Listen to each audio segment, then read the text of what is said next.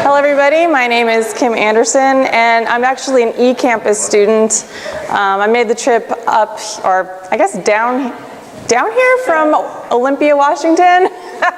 So anyways, let's see here. So I will be presenting an archaeological evaluation of healthcare, 19th century Japanese immigrant village. And it's located on Bainbridge Island, Washington. And I'm not quite sure if anybody is familiar with Washington State. Let me see here. So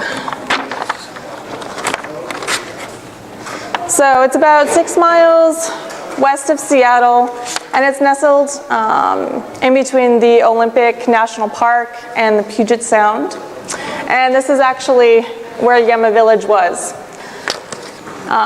And up top here to the north is Port Blakely. And actually most of the Japanese immigrants that came over, they were working for the Port Blakely Mill Company during the 1900s.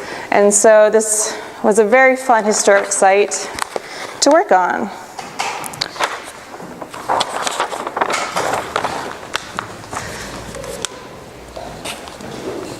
Okay, so just a little background for the natural setting in this area.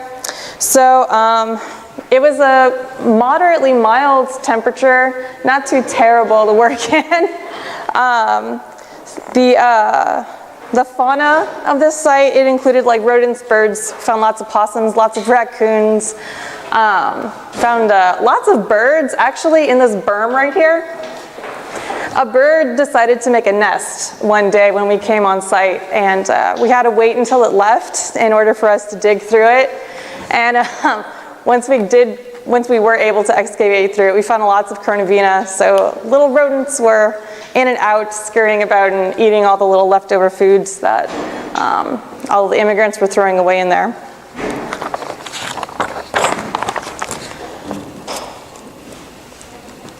All right, so the history of the Port Blakely Mill Company.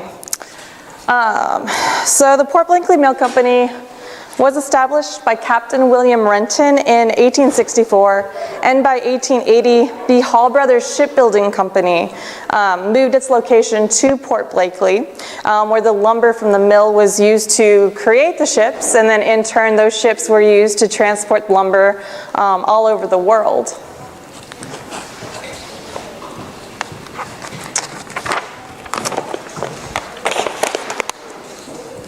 All right, so there's very few pictures remaining of Yama Village, but this is one in particular. In the 1890s, we married workers and residents were able to bring their families from Japan, leading to the creation of Yama Village, and the community grew over the years to house approximately 300 residents.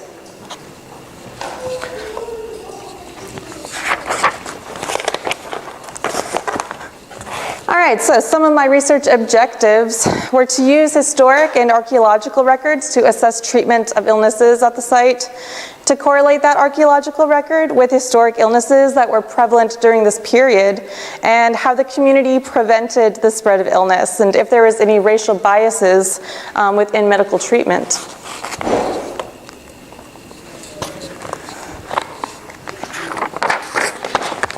Dr. Cecil C. Kellum. So he was a doctor that graduated from medical school in 1889, and he set up his first medical practice in Port Blakely. Historical research of Andrew Price Jr.'s manuscripts suggested that Dr. Kellum, he treated the Japanese community at Yama, and he was also noted to have treated a very prominent family, Mr. Takeyoshi's family, as well as other patients.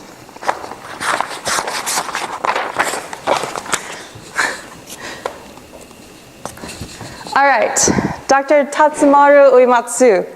So there's little history written of Dr. Tatsumaru Uematsu, who was an integral part of the Japanese community, not only in Yama and Port Blakely, but also in Seattle and in Tacoma. Dr. Uematsu, who was born in Kyoto, Japan, where he graduated from medical school in 1887 and practiced medicine for 3 years in a Japanese hospital. After Dr. Uematsu immigrated to Yama, he was board and certified and licensed to practice medicine in the United States in 1904.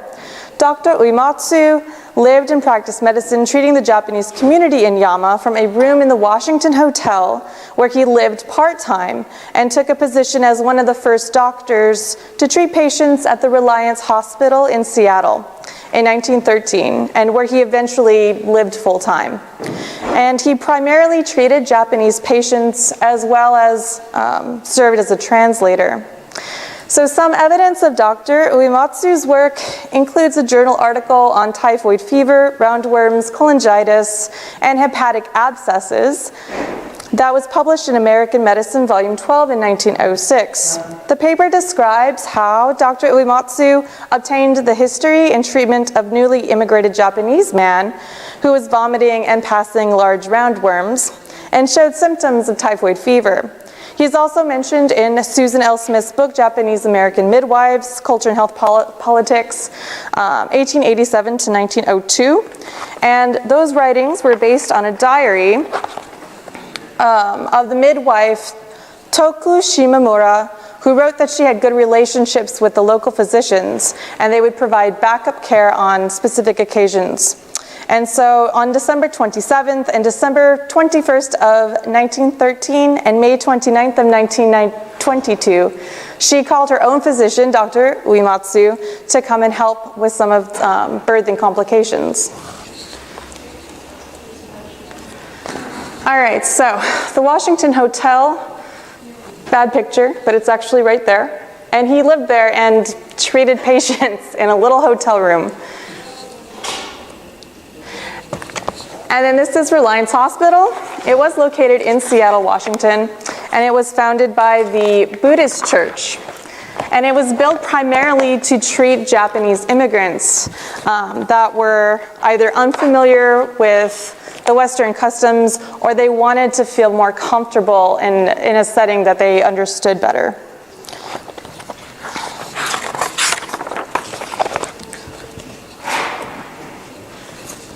And then this is the journal article that he was featured in. Yeah.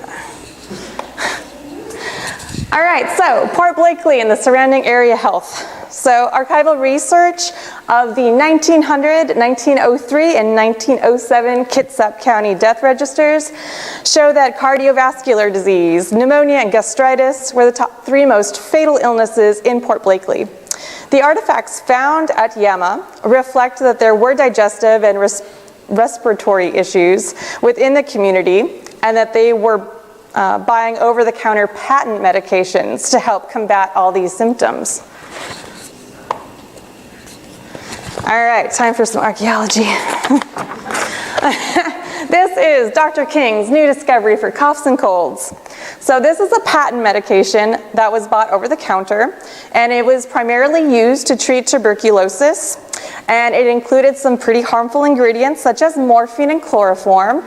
The chloroform was used as a temporary antitussive, or it would temporarily relieve coughing. Some pretty good stuff. All right, Chamberlain's cough remedy. So this was used to treat coughs, colds, croup, whooping cough, hoarseness, bronchitis, diphtheria, sore throat, spitting of blood, pneumonia, influenza, and incipient consumption, otherwise known as tuberculosis.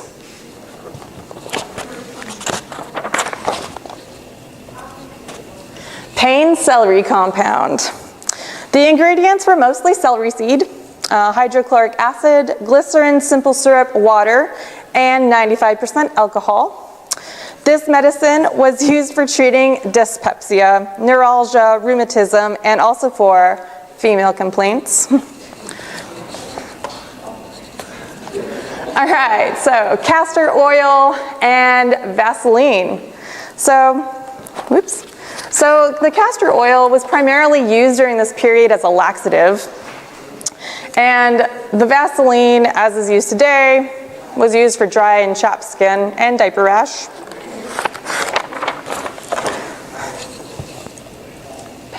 This is my favorite. Nubros herbicide kills the dandruff germ. All right, it was promoted that a bacterium or parasite was the cause of dandruff, which ultimately would lead to baldness. So this treatment was used to treat dandruff, an itching scalp, and hair loss.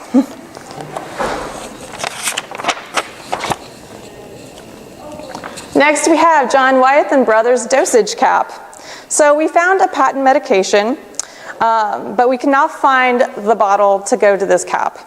But upon further research, I found that the Wyeth and Brothers made many medications that this dosage cap would have gone with, such as sodium phosphate, Kissingen salt, potassium bicarbonate, lithium, and potassium carbonates. And the prize. Shinseito. So this bottle is circa 1900. So it was used as a skincare product for women. This particular bottle was manufactured in Tokyo, Japan, and it could have been brought over from Japan or from a Japanese catalog. I don't speak Japanese, so if anybody can help me translate some things, I would appreciate it. Other sorts of medications that we found that I didn't have any photos for were vials with an unusual substance in them. And we had this substance tested, and it came to be mercury. And during this period, syphilis was treated with mercury. So we kind of expected that there were some STIs kind of prevalent within the community, as you do. Whoopsies. There you go. All right, so here's my conclusion. So the historic and archaeological record coincided with the treatments found at the site. I was able to confirm that Dr. Cecil C. Kellum and Dr. Uematsu were both treating patients in Yama, and that the historic documents concluded that there was no documented racial biases for medical treatment, and that there was the Reliance Hospital built specifically for the Japanese community in Seattle and within the surrounding area. My references, long list. All right, and a very special thank you to the residents of Yama and the Japanese community. Thank you all.